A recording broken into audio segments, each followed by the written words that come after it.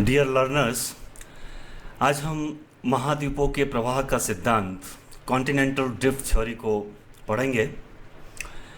यह सिद्धांत वस्तुतः महाद्वीपों के प्रवाह से संबंधित है और इस सिद्धांत का महत्व इस बात में है कि यह सिद्धांत प्लेट विवर्तनिकी सिद्धांत का आधार बना।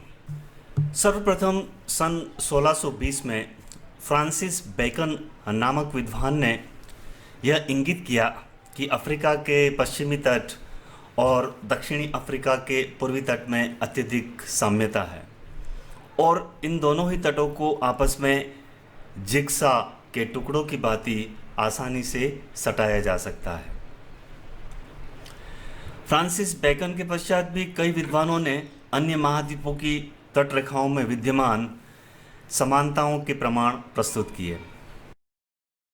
सन 1858 में एंटोनियो नाइजर पेलिग्रिनी नामक भूगोलवेत्ता ने भी दक्षिणी अमेरिका एवं अफ्रीका के मानचित्र को जोड़कर यह बताया कि एक समय में ये दोनों ही आपस में जुड़े हुए थे। लेकिन जर्मन विद्वान अल्फ्रेड वेगनर पहला व्यक्ति था जिसने 1912 में महाद्वीपीय प्रवाह सिद्धांत को प्रस्तुत कर महासागरों की तली तथा महाद्वीपों की स्थिरता की विचारधारा को गलत सिद्ध कर अपनी प्रतिस्थापना परिकल्पना डिस्प्लेसमेंट हाइपोथेसिस का प्रतिपादन किया।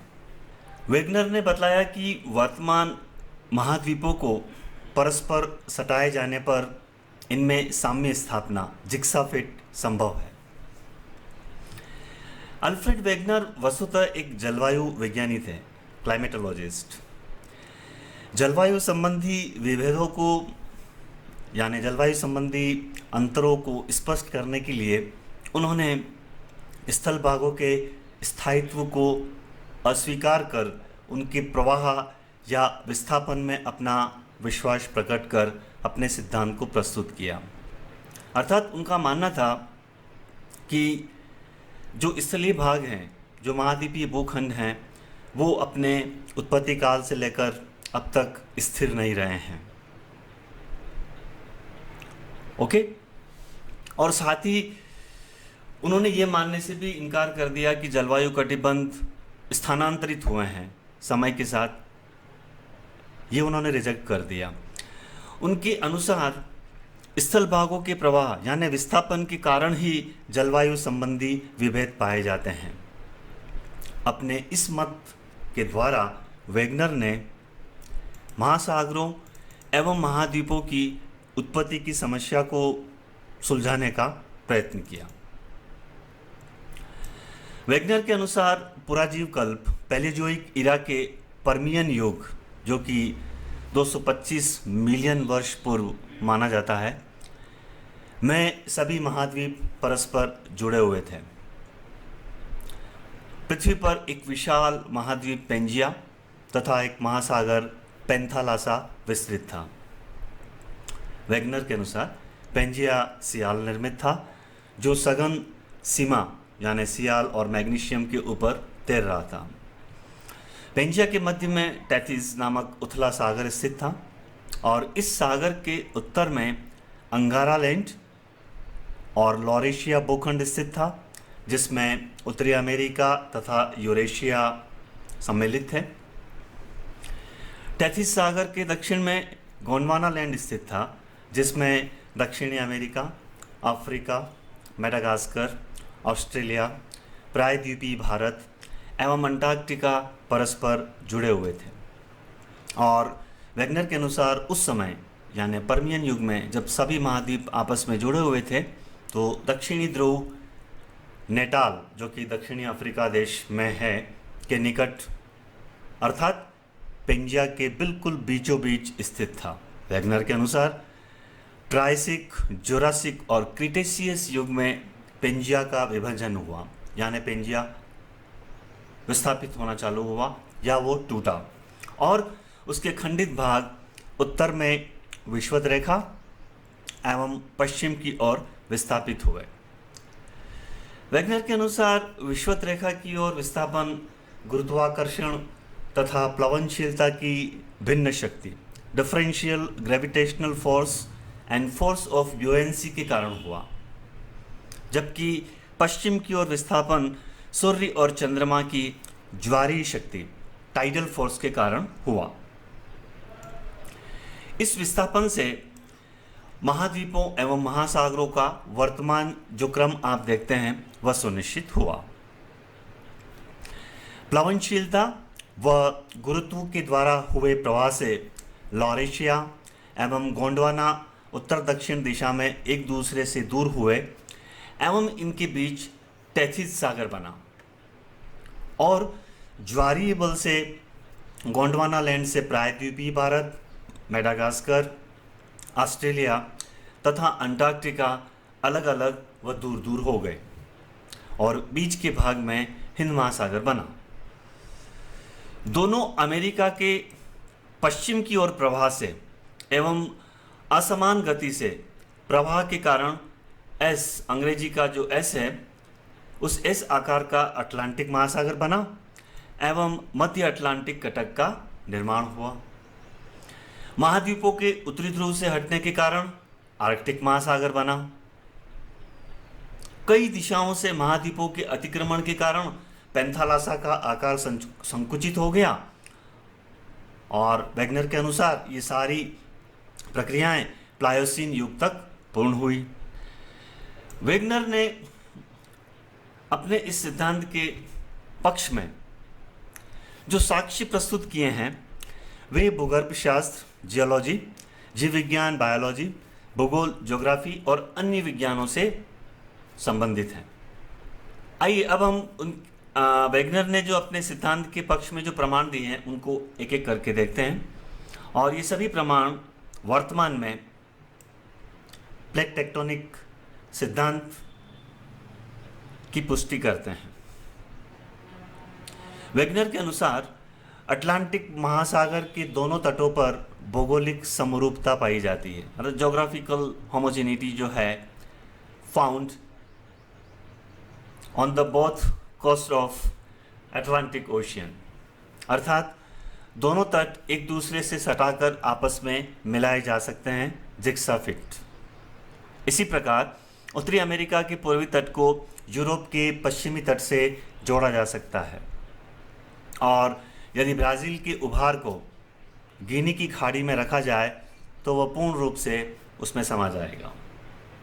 वैगनर ने जो भूवैज्ञानिक प्रमाण प्रस्तुत किए वह भी उनके सिद्धांत का समर्थन करते हैं। अटलांटिक तटीय शैलों यानी चट्टानों और पर्वत श्रेणियाँ समानता से युक्त है। इनका भूवैज्ञानिक इतिहास, जियोलॉजिकल हिस्ट्री और संरचना स्ट्रक्चर भी एक समान है, जो ये प्रमाणित करता है कि दोनों ओर के स्थलखंड एक समय परस्पर जुड़े हुए थे। यूरोप, अफ्रीका एवं अमेरिका के पर्वतों की रचना भी एक समान है। ब्राज़ील का पठार, दक्षिणी अफ्रीका, दक्कन यानी भारत का प्रायद्वीप का पठार एवं ऑस्ट्रेलिया का पठार संरचना की दृष्टि से समानता लिए हुए है। दक्षिणी अफ्रीका एवं दक्षिणी अमेरिका में इस भूवैज्ञानिक समरूपता के कारण ही एक जैसे खनिज मिलते हैं। वैगनर ने जीवाश्म के जो प्रमाण हैं वो भी अपने सिद्धांत के पक्ष में प्रस्तुत किए हैं। छोटे जो सरीसृप मेसासोरस के जीवाश्म सिर्फ दक्षिण अफ्रीका एवं ब्राज़ील में पाए गए हैं। इन दोनों ही देशों के बीच अब अटलांटिक महासागर विस्तृत है।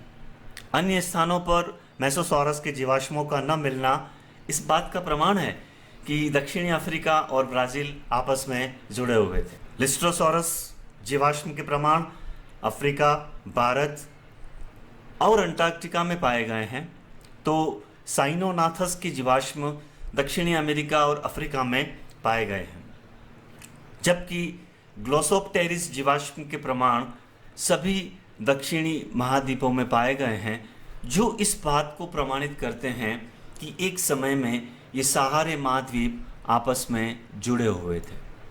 वैगनर के अनुसार स्कैंडिनेविया देशों का एक समूह है जिसमें स्वीडन, फिनलैंड, नॉर्वे आदि सम्मिलित हैं। स्कैंडिनेविया में विशेष जो लैमिंग जंतु हैं वो पश्चिम की ओर यात्रा करते हुए अटलांटिक महासागर में डूब जाते हैं। उनकी ये प्रवृत्ति यह सूचित करती है कि प्राचीन काल में वे किसी भूखंड की ओर पलायन करते हों। कार्बोनिफेरस युगीन हिमानीकरण के प्रमाण फॉकलैंड, दक्षिणी अफ्रीका, ब्राज़ील और ऑस्ट्रेलिया जैसे दूरस्थ स्थलखंडों में समान रूप से पाए जाते हैं। यह भी पेंजिया के अस्तित्व को प्रमाणित करते हैं। 1823, 1870 तथा 1917 में ग्रीनलैंड एवं कनाडा के मध्य दूरी के निरीक्षण से ये पता चला है कि प्रतिवर्ष लगभग 32 सेंटीमीटर की दर से ग्रीनलैंड पश्चिम की ओर खिसकता रहा है। यह तथ्य महाद्वीपों के विस्थापन को प्रमाणित करता है।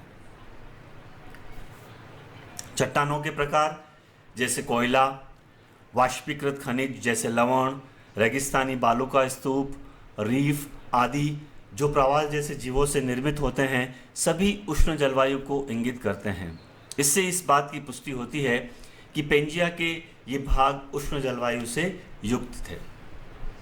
अंटार्कटिका, दक्षिणी अमेरिका, अफ्रीका, भारत और ऑस्ट्रेलिया में शीत जलवायु के प्रमाण दक्षिणी अमेरिका, अफ्रीका, भारत और ऑस्ट्रेलिया में रेगिस्तानी जलवायु के प्रमाण दक्षिणी अमेरिका, उत्तरी अमेरिका, अफ्रीका, यूरोप में उष्ण जलवायु के प्रमाण इस बात को प्रमाणित करते हैं कि सभी महाद्वीप 300 मिलियन वर्ष पूर्व आपस में जुड़े हुए थे और कालांतर में वे प्रवाहित होते हुए वर्तमान स्थिति में पहुँचे हैं। वैगनर द्वारा प्रतिपादित सिद्धांत को उस समय के वैज्ञानिकों ने अमान्य अथवा नज़रअंदाज कर दिया, क्योंकि वैगनर स्वयं एक प्रसिद्ध वैज्ञानिक नहीं था। साथ ही वह यह बताने में असमर्थ रहा कि पृथ्वी रूपी ग्रह की सतह का विस्थापन यानी प्रवाह क्यों और कैसे हुआ। यद्यपि वैगनर का प्रारंभिक उद्देश्य अतीत यानी भूतकाल में हुए जलवायु संबंधी परिवर्तनों का ही समाधान करना था, परंतु समस्याओं के क्रम में वृद्धि होने से यह सिद्धांत बढ़ता चला गया और वैगनर कई गलतियां कर बैठे। उनके सिद्धांत में कुछ दोष पाए जाते हैं, जैसे वैगनर द्वारा प्रयुक्त बल महाद्वीपों के प्रवाह के लिए सर्वथा अनुपयुक्त है। चंद्रमा तथा सूर्य के ज्वारीय बल से महाद्वीपों में पश्चिम दिशा की ओर प्रवाह तभी हो सकता है जब वह वर्तमान ज्वारीय बल से 90 अरब गुना अधिक हो। यदि इतना बल महाद्वीपों के प्रवाह के समय रहा होता तो पृथ्वी का परिभ्रमण एक ही वर्ष में बंद हो गया होता। इसी तरह गुरुत्व बल के कारण महाद्वीपों में प्रवाह नहीं हो सकता, बल्कि इसके प्रभाव से स्थल भाग आपस में मिल गए होते। आर्थर होम्स ने 1919 में महाद्वीपीय विस्थापन की क्रियाविधि को अधिक वैज्ञानिक तरीके से समझाया। होम्स के अनुसार महाद्वीप गर्म मैग्मा के ऊपर स्थित है और इस गर्म मैग्मा के क्षैतिज प्रवाह के कारण विस्थापन कर रहे हैं और अनुपटल यानी मेंटल संवहनीय धाराओं के प्रभाव के कारण प्रवाहित हो रहा है। होम्स ने बताया कि पृथ्वी के भीतरी भाग के शेल जब रेडियोधर्मिता रेडियो एक्टिविटी के कारण गर्म हो जाते हैं तो वे प्लावी रूप से पृथ्वी की गहराई से प्लावन करके यानी प्रवाह करते हुए ऊपर की ओर बढ़ते हैं और जब ऊपर पहुंचते हैं तो वे ठंडे होकर अधिक सघन हो जाते हैं और वापस नीचे तली की ओर आ जाते हैं। उन्होंने सैद्धांतिक रूप से बताया कि संवहन धाराएं अनुपटल यानी मेंटल से होकर उसी प्रकार गति करती है जैसे गर्म वायु कक्ष से होकर प्रवाहित होती है। इस प्रक्रिया द्वारा पृथ्वी की सतह मौलिक रूप से परिवर्तित हो जाती है। उन्होंने संभावना व्यक्त की कि ऊपरीगामी धारा भूपरपटी को ऊपर उठा अथवा खंडित कर सकती है और पार्श्व गति भूपरपटी को एक संवहनीय बेल्ट की भांति पार्श्व भागों की ओर धकेल सकती है और जब संवहन नीचे की ओर होता है तो प्लावी महाद्वीप ऊपर उठकर पर्वतों का निर्माण कर सकते हैं। होम्स ने संवहन के महत्व को पृथ्वी से ताप की हानि की एक क्रियाविधि के रूप में समझा था, जो उसके आंतरिक भाग को गहराई तक ठंडा कर देता है। द्वितीय विश्व युद्ध तक वैज्ञानिक होम्स की मौलिक संकल्पना को समझने के लिए कोई ठोस प्रमाण नहीं प्रस्तुत कर पाए। होम्स के सिद्धांतों को भूकंप विज्ञानियों, खनिज एवं भौतिक विज्ञानियों और भू रसायन विज्ञानियों से प्राप्त नए आंकड़ों से बल मिलता रहा। याद रहे 1912 में जब वेगनर ने अपने महाद्वीपीय प्रवाह का सिद्धांत प्रस्तुत किया था, उस समय दूरस्थ संवेदन यानी रिमोट सेंसिंग यानी उपग्रहों से जो हमें इमेजेस और बिंब चित्र प्राप्त होते हैं, वो टेक्निक या वो तकनीक उपलब्ध नहीं थी। साथ ही चट्टानों के तिथिकरण की यानी डेटिंग की उन्नत तकनीकों का अभाव था। और यही नहीं, लोग इस तथ्य को स्वीकार कर चुके थे कि पृथ्वी को ईश्वर ने कुछ हजार वर्ष पूर्व ही बनाया है। ऐसे में वेगनर द्वारा प्रतिपादित यह विचार कि पृथ्वी सतह का विस्थापन हो रहा है, लोगों के लिए बड़ा क्रांतिकारी था और आसानी से विश्वास करने योग्य बिल्कुल नहीं था। लेकिन प्लेट विवर्तनिकी सिद्धांत के आधार पर वेगनर की यह परिकल्पना यानी महाद्वीपीय प्रवाह अब एक वास्तविकता, एक रियलिटी बन चुका है। और वस्तुतः वेगनर की यह परिकल्पना ही प्लेट विवर्तनिकी सिद्धांत के लिए नींव का पत्थर या आधार बनी।